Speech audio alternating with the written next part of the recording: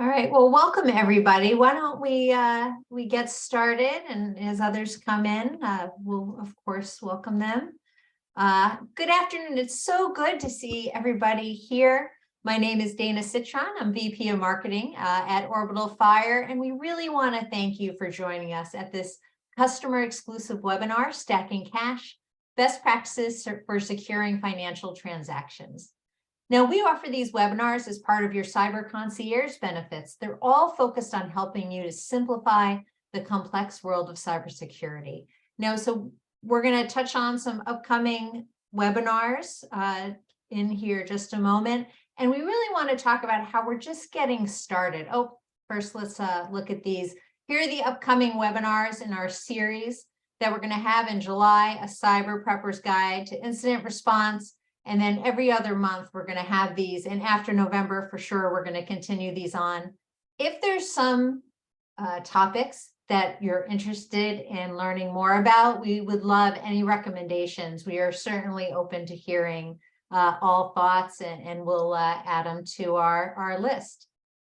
And really, we're just getting started with your Cyber Concierge benefits. We really look forward to everything that we will be rolling out to you, from virtual office hours where you can ask questions, to in-person events so we can really get to know you a little bit more, workshops, lunches. We're going to have a lot of really exciting things coming up that we look forward to getting your feedback on in the coming weeks.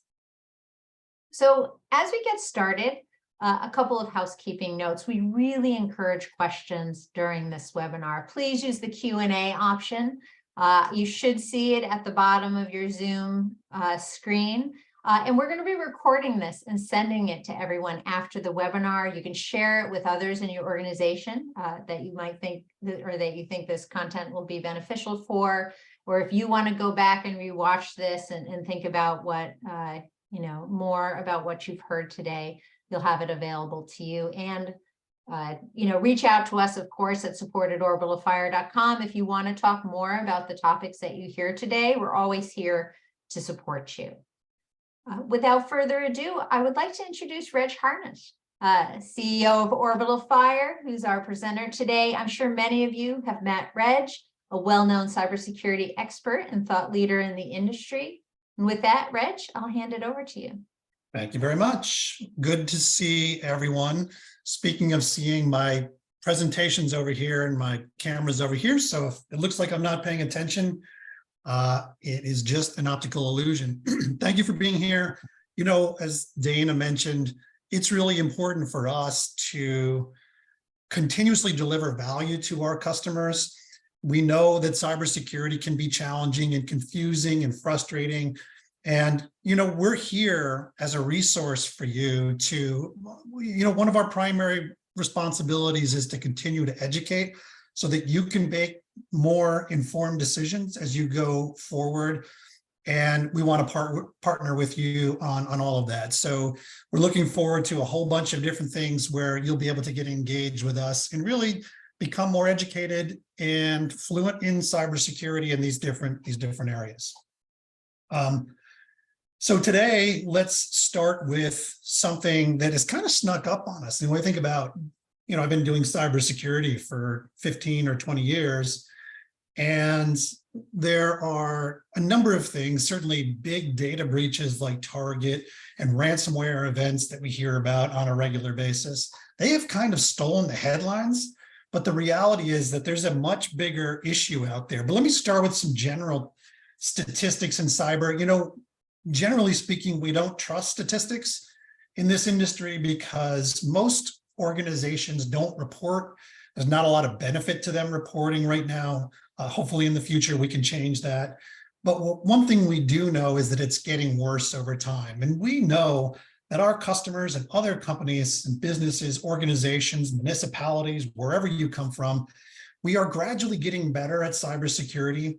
Unfortunately, what's happening is that our adversaries, and let's consider auditors and regulatory authorities part of that group, they're getting better faster. And so whether it's changes in manufacturing around CMMC and DFARS getting more complex, or it's the automation around, cybercrime.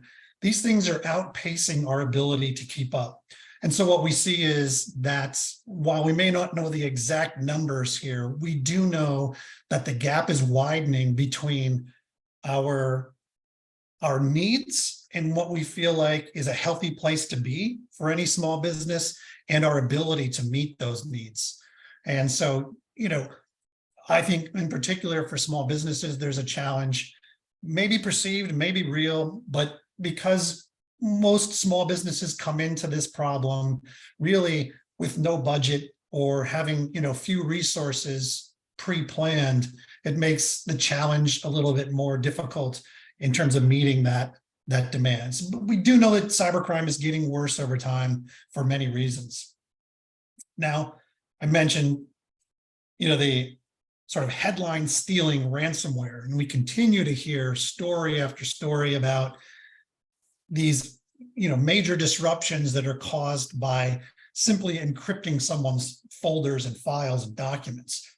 But there is a problem in this industry that is really sort of the dark horse that we don't hear a lot about, that is by far much 3 times the size of ransomware in terms of losses, disruptions, expenses for recovery.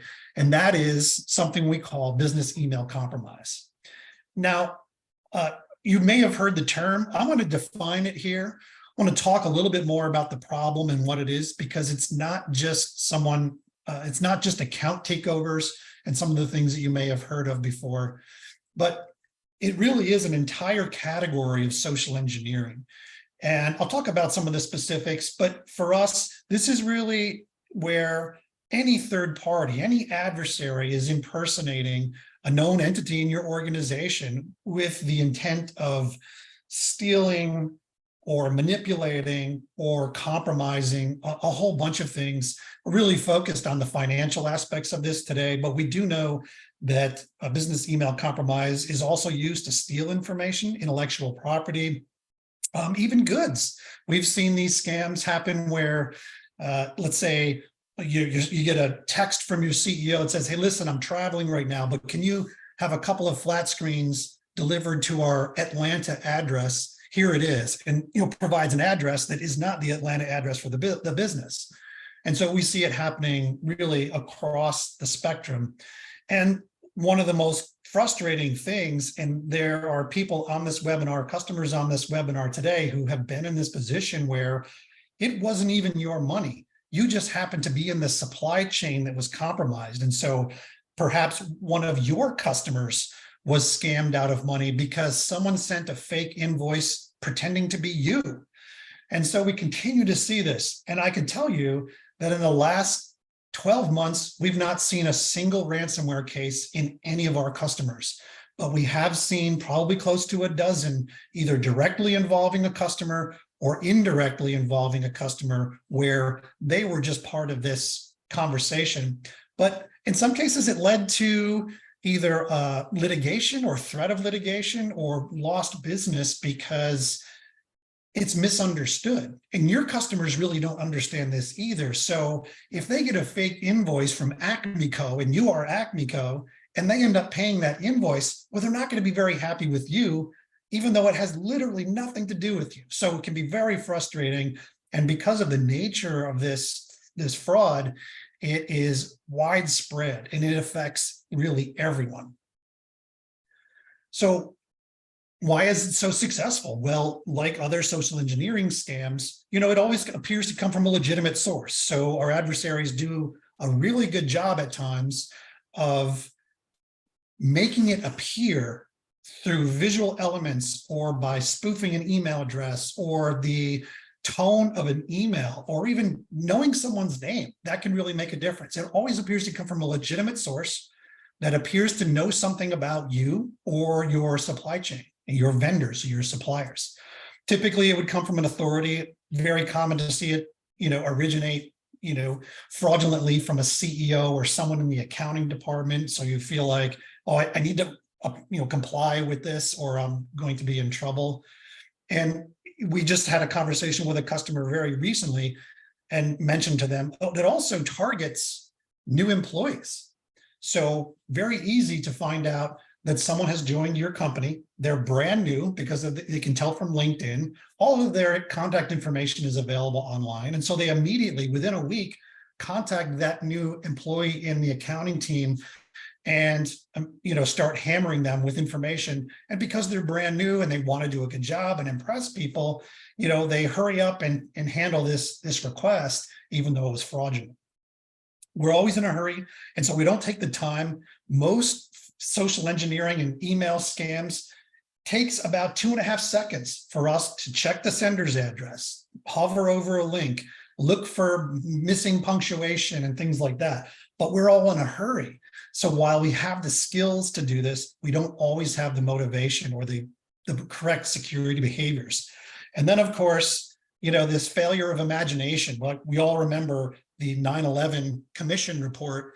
The one thing that came out of that, years-long investigation was not that we had information about terrorists that might attack us, but rather this thing called failure of imagination, which makes us more vulnerable. And all it means is we just can't imagine it happening to us, so we don't prepare for it. And so all of these things lead to really severe vulnerability in our organizations and, of course, contributing to the success of this type of scam. Who are common targets? Well, these are certainly customer types and market segments that we have seen it happen in, but really anyone who's got access to a financial account, and it could be an investment account, a payroll account, a bank account, checking, really anyone that has or is in that chain of conducting or contributing to financial transactions, we find them susceptible and vulnerable. And it just so happens that the folks on the left here, these types of organizations move a lot of money. So we have even local auto dealerships and title escrow agencies. I have one auto dealer comes to mind, not a customer, just saw an article on them recently. So what to me kind of appeared to be a small auto group, just a couple of dealerships, literally moved $1 billion in 1 year. Now, they didn't keep all of that, of course, but they had access to $1 billion over the course of a year. And so when you're in that kind of situation where you're moving tons of money really frequently, that makes you more susceptible as well, because you get into a groove where you're just not practicing good security behaviors, and it makes you more susceptible. But honestly, we're all vulnerable to this. The types, or we call modes, I guess, of BEC, a couple of different ones. And it's important that we recognize the differences, because the way we will protect ourselves from these types is different depending on what mode it is. So a homograph, you may not have heard that term before, but essentially, if you get an email from Jeff at Microsoft, and Microsoft is misspelled, but it still looks like Microsoft if you look at it quickly, that's what's called a homograph. But there's other tricky ways that or tactics. So for example, they might be using Latin characters that look like an N in the email address. And so even if you look really close, it looks like an N, but it's not an N. So a homograph is something that visually matches your email address, but the characters themselves are not correct. Then there's a spoofed email. This is becoming less common because of some basic cyber hygiene and fundamentals and controls that are in place by a lot of the email providers like Microsoft and Google. But this used to be very easy to spoof someone else's email address. In fact, 20 years ago, you could just say in your email, who did you want this to come from? And you just type in any text and send it, and it would come out as coming from that email address. Now, again, with different technologies and controls, this has become less common because it's a lot harder to do. Like, I can't just go and send an email on behalf of one of you, or even Dana, honestly, without some controls and some privileges. So spoofing, we don't see very often, even though most people, they call homographs spoofing, and I suppose it is a type. The next, which is a more serious issue, is an actual compromised email account. So in this case, email homograph, where the email is not legitimate and the sender is not legitimate, moving down to spoofed email, where the email is legitimate, even though the sender is not legitimate. But in a compromised email account, both the email address and the sender are legitimate. And this is a more serious issue because it means that someone has access to one of your email accounts. So if you get an email from someone within your organization and it's legitimately originates from that account, then you've got bigger problems because, and I'll talk about some of the downstream issues and things that we want to look for. A compromised email account can lead to a lot of different types of cybercrime. And so that's a special case. And then, of course, we're all seeing it via text as well. And it could be that you won an award, a PlayStation 5, is all you got to do is click this link and provide some information, or it's a text from, you know, an employee or an associate who's out of town or traveling. And because it's out of band, it appears to be more legitimate. Like, how do they get my phone number and how do they know my name and my boss's name? So we're going to look at a couple of samples here. But the way these scams tend to originate is in these 5 categories. These are really the most common. So supplier invoices. So once an email account has been compromised, it's real easy to go through and see, well, who are we sending bills out to? And you can send out a fake invoice to anyone in your supply chain, or you might receive a fake invoice from someone else who's been compromised. Direct deposit changes. So email from an employee that says, hey, I just changed banks. Can you just update my direct deposit information? Wire transfer, very common. Hey, I need you to, send, $6,000 to so-and-so. If we don't do this, we're not going to get our shipment tomorrow. Vendor payment changes, very similar. And then gift card requests. This is kind of like the meme for business email compromise. And it doesn't seem possible that it would actually work, but very commonly it does, where someone in HR sends a request to accounting, say, hey, listen, we've got a promotion going on for employees. We're going to need 10, $500 gift cards. Can you just send them to this address? Or if they're e-gift cards, send them to me. And then because in some of these cases, an email account may be compromised, those adversaries may be interacting directly with those messages. And it becomes much harder to identify, and I'm going to get into that momentarily. So what are some samples? Here's one, Leon Green. He's actually a legitimate CEO, and that is his picture. And you can see Microsoft. If you look quickly, it just looks like Microsoft. I don't have my glasses on, so that T looks like an F to me. High Test knows the person's name, has account information, etc. So this looks really legitimate, but if we look carefully at some of this, what's missing is the relevancy. So in this case, Leon has never asked Test to do this before, and has also never asked anyone to make these types of transaction changes immediately like this, please pay now. And so there are, in this case, a few things leading to suspicion. Obviously, the sender's email address is incorrect, even though a lot of this content is spot on. But the pay now, that seems odd for Leon. And so I need to do some things to help prevent it. Here's another one. Of course, the email address, the sender's address, it's fraudulent, really clearly. But, in this case, this is very common. It's sent at the right time of day. It's got the right picture, the right name, the spelling is correct. There's no typos. So it looks, or can look, legitimate in some cases. And then this is actually one from a compromised email account. So that John Smith is literally a John Smith in the organization. And so this one is even more dangerous because it's originating from an actual email account. And so if I were to click on John Smith and expand that sender's email address, it would be exact and it would be correct. And that's because John Smith's email account was actually compromised and someone has access to that. And now they're sending fake invoices.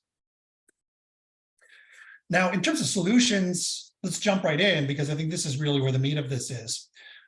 In every case, there are solutions in different categories: people, process, and technology.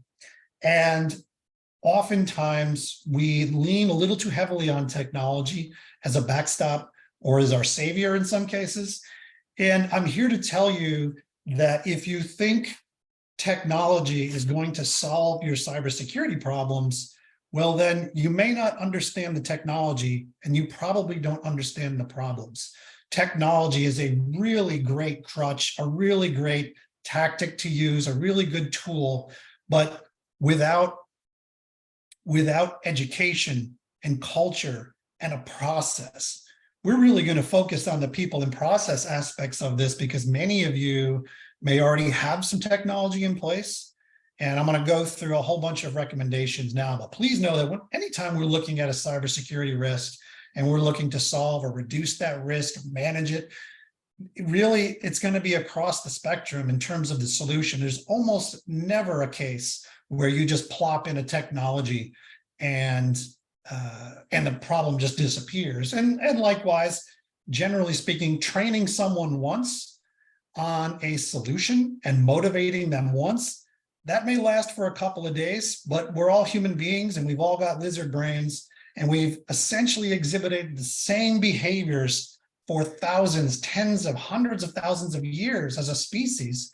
And so a little bit of training is not going to get us there. This is about culture, consistency, repetition, and then some process to back it up. So let's jump in. I'm going to do the easy stuff first here. So let's talk a little bit about technology solutions that can help with this. And again, for us, we know that cybersecurity and a good program is about doing enough of the right things to reduce your risk to an acceptable level. We're not going to eliminate business email compromise and wire fraud.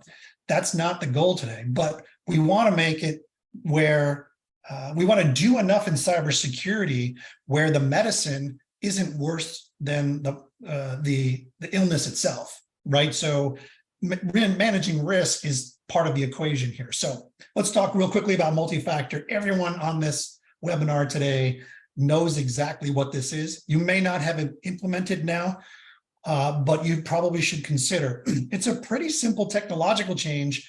It does introduce some inconvenience and some expense at times, so that's why we don't do it.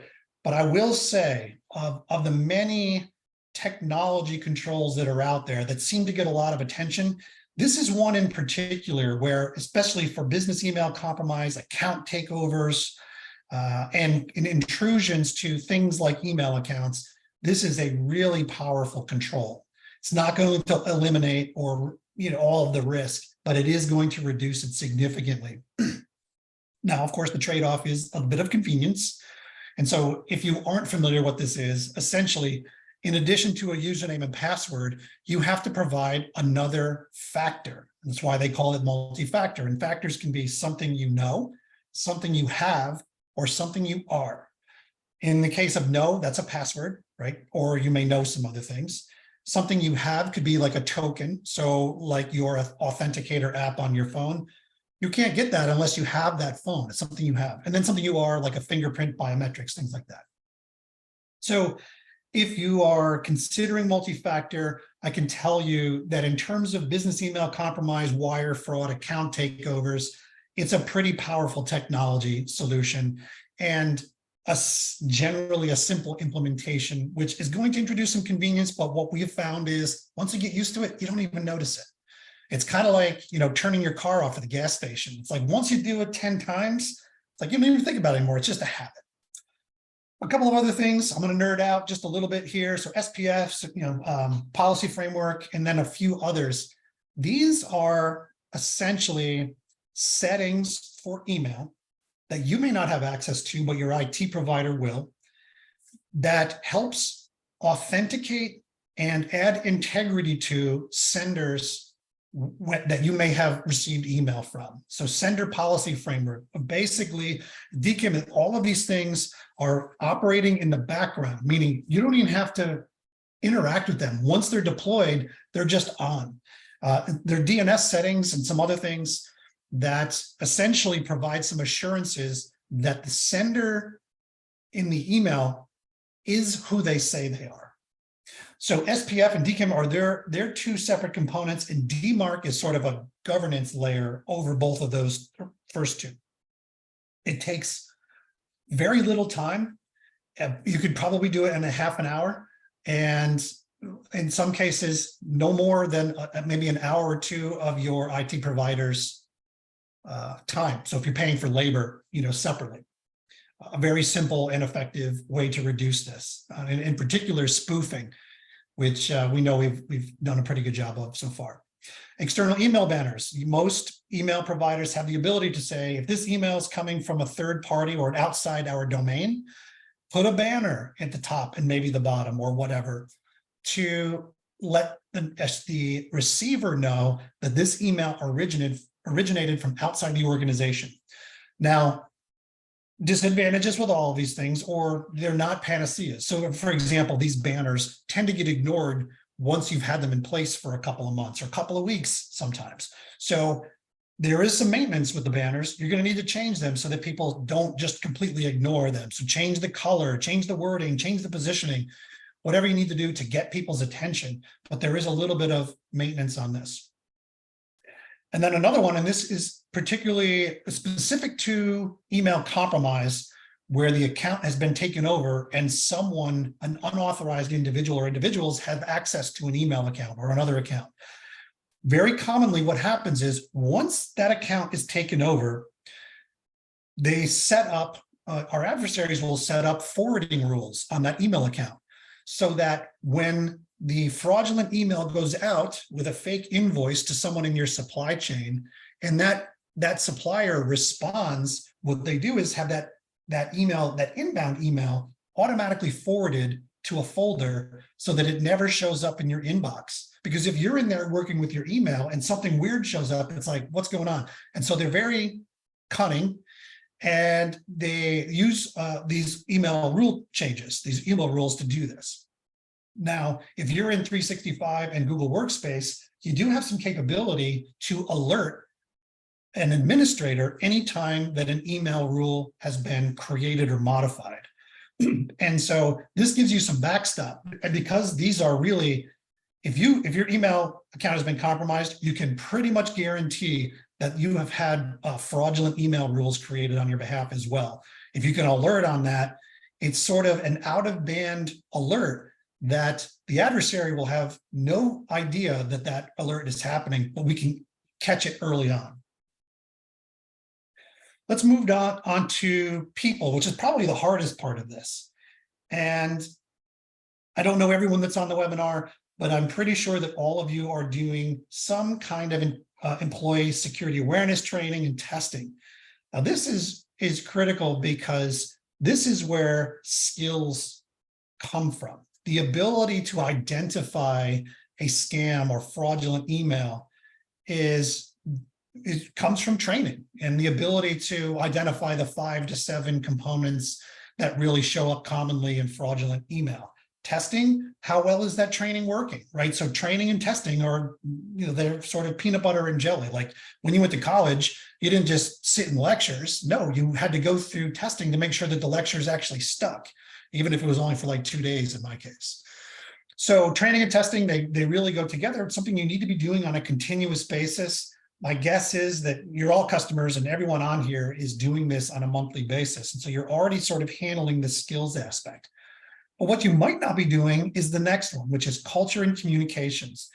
One of the things that we're frequently doing, or more frequently doing with customers now, is really, in addition to the training, education, and testing solutions, is to really work on culture. Meaning, how do we affect the psychology and the cognitive biases of your employees so that they exhibit semi-permanently better security behaviors?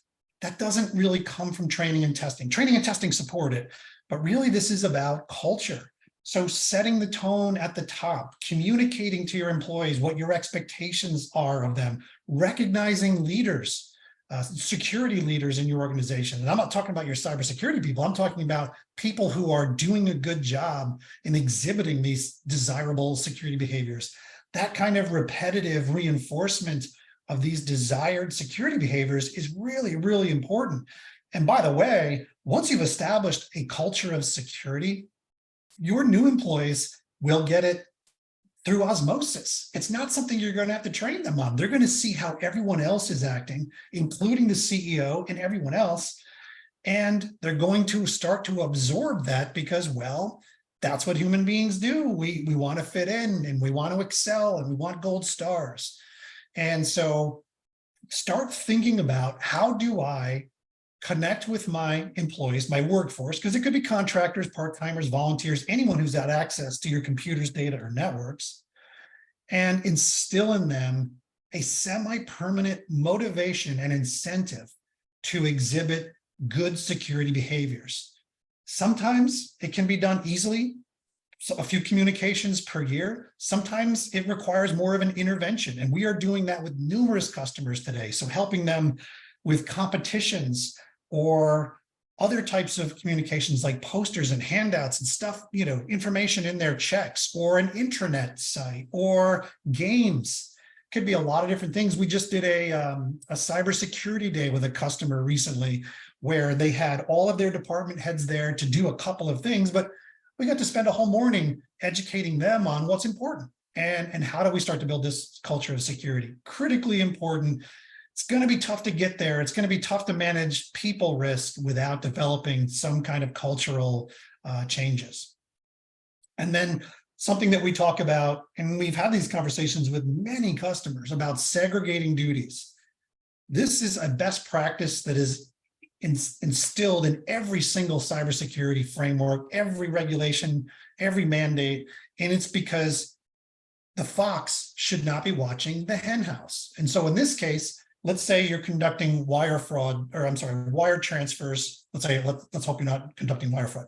If you're conducting wire transfers on a regular basis, there should be some segregation of duties in that process, which means one person identifies the need, a separate person does the actual wire request, and a third person either approves or rejects that. And that way, it makes it nearly impossible for a fraudulent wire to go out if you're following that process and you've segregated those duties.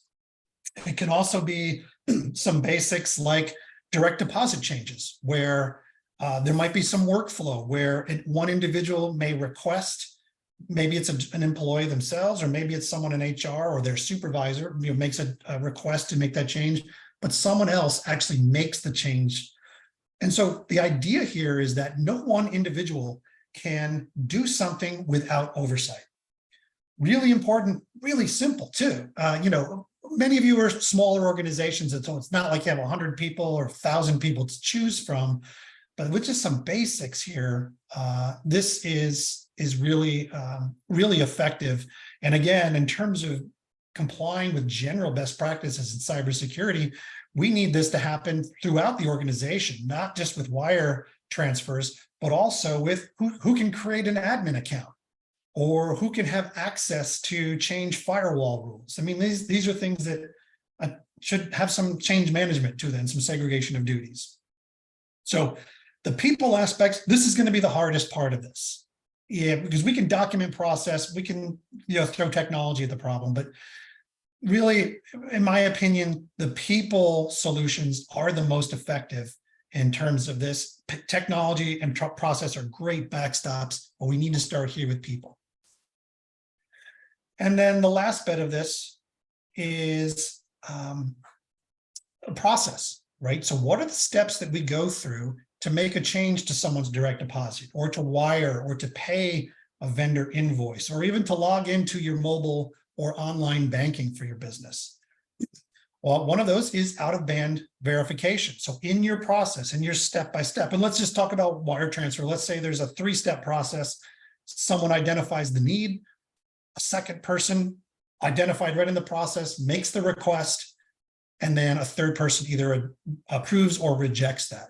Let's start with that. Out-of-band verification would be if the first 2 steps happen via email, well, then perhaps the notification to the third person about a new wire transfer that needs their review, maybe that happens out of band through texting, or it happens through a notification in your intranet. There's a lot of ways to do this, but moving things, what we call out of band, which means we started an email, let's finish the process outside of email, or just don't allow approval of wire transfers via email, something like that. Getting that out of band step or process in there I won't say it eliminates, but it can really reduces significantly any chance, because now adversaries, even if this is an internal, an insider who is disgruntled in doing this, the ability to compromise email accounts and a mobile device, your odds just go way, way, way down if you can, integrate this into your process. We know of customers who have in-person restrictions. So that last step, the approval or rejection of any type of financial transaction change has to be done in person, meaning you have to literally walk into someone's office and say, I need this to be done. Can you do that? That's how the request needs to happen. It cannot happen through email, text, or anything else. And so that's essentially a deal killer. Like, there's just no way, or I can't think of a way. I mean, I guess AI may be changing this over time, but there's really no way to spoof someone showing up in your office and requesting a change to direct deposit. Another thing is that we know of another customer who, and they actually may be on here, who actually has to go into the bank to initiate a wire transfer. They cannot be done over the phone. They cannot be done via email. They cannot be done via text. They literally have to go to the bank to request that. And the bank has specific instructions. We don't do wire transfers unless someone from this company shows up with identification and does the request here in our office. Again, maybe inconvenient, but it essentially eliminates your risk of wire fraud. There's just no way to spoof that or to compromise that process. We're also seeing and increasingly applications, and we know of customers, multiple customers, who are using an application called Certified. And we don't sponsor it, we don't promote it. I'm just using that as an example. But essentially what Certified does is enforce a process online. So let's say we have that same 3-step wire transfer process, right? So initiation, request, or identification request and approval, that all happens in software that's cloud-based. And so what would happen is the first individual would need to log in, enter their multi-factor code, so essentially verifying that they are who they say they are, identify the wire, so kind of set that up. A second person would be notified via email or via the app that they have an identified wire transfer that needs to be requested. They would log in with multi-factor, of course, review, and then do the official request for the transfer. And then the third person would have to do the same thing. So that's 3 multi-factors in a cloud-based application that none of your people have access to enforce a 3-step process. Is it inconvenient? Maybe. I would still submit that, after you do this a few times, it just becomes part of your MO, part of your process, part of your everyday. And again, Certified is out there. And I'm only mentioning that because we do know of at least probably 3 customers that are using this successfully, and they actually like it. They think it's done a good job formalizing that process and reducing that risk. Now, the last one here is not really a process, but I can't think of anywhere else to put it. But having coverage around wire fraud, business email compromise, it's going to be really important, especially as, because, you're not going to be able to implement all of these recommendations tonight. Some of them are going to take some time. So let's make sure that because wire fraud, business email compromise is quite literally 3 times as common as ransomware or any other type of cybercrime, take a look at your policy. Make sure that you've got some kind of reasonable coverage and that your sublimits, your retentions all make sense for you. Every one of your policies should be highly tailored to your organization. So take a look at, what do you have for coverage? Ask your broker, ask us. We'll take a look at it too. And we're not agents or brokers, but we can certainly say, hey, it looks like coverage for business email compromise is actually missing. And 1, either work with your broker to fix that, or 2, we have some great cyber insurance partners. And in fact, probably 15% of our customers have switched to one of our partners because the bottom line is they're getting better coverage for lower premiums. But cyber insurance is a big part of this because we know There's no way to eliminate all of this risk. Even if you were to do every single one of the things on this list, your risk would be near zero, but it would never be zero. There's just no such thing. So insurance helps us there for what we call residual risk, meaning the risk that we simply is not possible to eliminate, or it's just infeasible, too expensive, too time consuming, too cumbersome, whatever those reasons are. Okay. So if you feel like you may have been victimized by business email compromise, there's a few things that you should do immediately. One is contact us. We know how to respond to these things. And it's not just about technology or cybersecurity controls. This is about, do you know your FBI agent? Well, we go to lunch with them pretty regularly. We know all of them.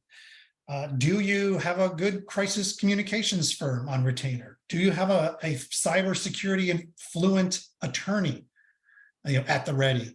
And there's a whole bunch of other things as well. And so we can save you a lot of headaches no matter what's going on. So most of our customers already do this, but if you're one of those that really doesn't think about this, calling our 844 number or hitting this incident response email, it's constantly monitored. And so we will make contact with you immediately or as soon as possible to help you through this process.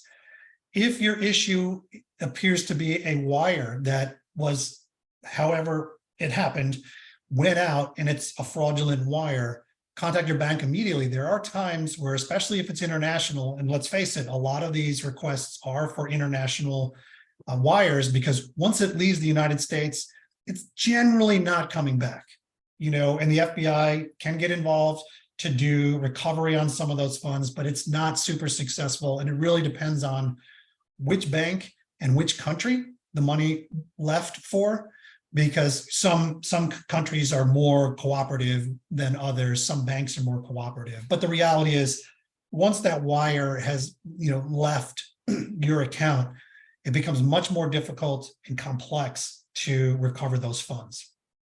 And then another thing, so, and I'm thinking about the handful of wire fraud and business email compromise cases that we have worked with our customers over the last 6 months or so. I would say most of them have been supply chain issues where they received a fraudulent invoice or someone made contact and changed account information so that money was paid to a fraudulent source or whatever. And so it's really important that you get your partner, your affected partner, involved immediately, because one, in the beginning, we really don't know what's actually happened. And so it's actually possible that they had their email compromised, and we want to jump on that immediately for the obvious reasons. So, and we can help too, of course. We're going to protect our customers to the greatest extent possible. But if you say, hey, listen, my partner needs a little bit of help here, we'll do whatever we can to help them and to minimize disruption, loss, penalties, all of that stuff as part of this incident. But you want to make sure that you're making contact with, anyone. I guess it says partners, but if it's direct deposit fraud, you want to make sure that you're working with the affected employees. And so anyone else that might be involved in these things, oftentimes there's a third party or a second party that may be affected directly as part of this. Whether you are the source of the compromise or not, it makes sense to contact. And in fact, really almost all, with the exception of maybe one of our cases that we've worked in the last 6 or so months, has been a customer of ours who was affected, even though it wasn't their money. So let's say, and I think I talked about this early on, where your business, someone spoofs an invoice from your business to one of your supply chain partners, they pay it, and they didn't realize that it wasn't going to you. It was going to some, bank in New York City where the wires were going out automatically. And so they were actually not out any money, and really not legally liable, not an attorney either. But generally speaking, they had nothing to do with this. It could have been anyone. But our customers get sucked into this, and maybe they're threatened with litigation, or maybe they're threatened with losing business or whatever. And so you can be a good citizen here. And so if you see this happening in any way, make contact. Let's communicate. Let's figure out what's going on here. And I think that goodwill that you earn can really help to preserve the relationships that you have with those affected and compromised partners. Some other resources, obviously, you know who we are. Support, or if you suspect there's actually been an incident, of course, incident response at OrbitalFire. The Internet Crime Complaint Center is a great place too. So in addition to working with us, and this is one of the recommendations that we would make to you depending on what type of issue we're dealing with, but IC3.gov is run by the FBI. It's essentially a consumer and small business portal for collecting different types of online crime. And so the more data that the FBI has, the better able they are to prosecute, because that's their job. I mean, a lot of people have the wrong impression of the FBI. They're not cybersecurity experts. They're not going to come to your office and help you get rid of ransomware. They're not going to do any of that stuff. What they are going to do is try to reduce the amount of cybercrime out there. And so the more information that we can provide to them, especially if it's through a generic website like IC3, working directly with an agent, that's a totally different situation. This is more of a sort of a general purpose reporting. And then the Better Business Bureau actually really has some great information on how to avoid business email compromise. They're going to reiterate a lot of the stuff that I just discussed in some cases, but some great reading material and posters and other collateral that might be useful to you. And as we know, getting educated is part of this. Knowing that it can happen, believing that it can happen, understanding your risk, that's all part of the solution here. So we want to make sure that, as providers, as cybersecurity experts, as fiduciaries, or the folks who are leaned on to help protect organizations, like probably everyone here in this webinar is, these resources can be super helpful, especially in a chaotic, fluid, emotional time like wire fraud or something bad happening with your money. That's the content that I wanted to cover today. I encourage you to use the Q&A if you have any questions about the content that I covered, or things that you may have questions on that I didn't cover. Again, we're all sort of related here. We're all OrbitalFire customers, so nothing is off limits. And encourage you to throw something here up in the Q&A. One thing while you're doing that, for us, a big part of this, of course, is the workforce security element: training, testing, educating. And all of you get hammered by us in a good way to ensure that we're building culture and that we're helping people understand how they can be part of the solution. The technology aspects, because most of that, or some of that anyway, we do have some technical services, of course, but some of that technology may come from your IT provider or your MSP. So things like implementing SPF or DKIM, that's not something that we will do for you, but we will provide guidance to your IT provider in those cases. And so please use us. We'll work directly with your MSP if we're not already. And in most cases we are. And so we can make it very quick and easy for them to understand. And they may already have expertise in this area as well. And then, of course, in terms of process, we can certainly provide guidance around how do I develop process around X to ensure that, there's some assurances and integrity built in some security built in. That's something that we are helping our customers with on a regular basis. But no matter what it is, please make us your first call, and let's talk. If you suspect that there's been something like this going on in your organization. Thanks, Rich. Yeah, please use the Q&A. I think you should see it at the bottom of your Zoom window, and we'd love to answer any questions that you have. Yeah. Don't be shy. I mean, I'm sure if you've got a question, someone else out there has a similar question. So, and I'm just looking through the attendee list. Some of you are quite vocal. So, and in the Q&A, if you don't want to reveal who you are, even though Reg and I would see it, none of the other guests will see it. So, feel free to ask anything, and we won't say who you are. Yeah, and we'll give you another minute to do that if you've got a question. But certainly, please, as we're meeting in cybersecurity reviews, we're doing that with every customer.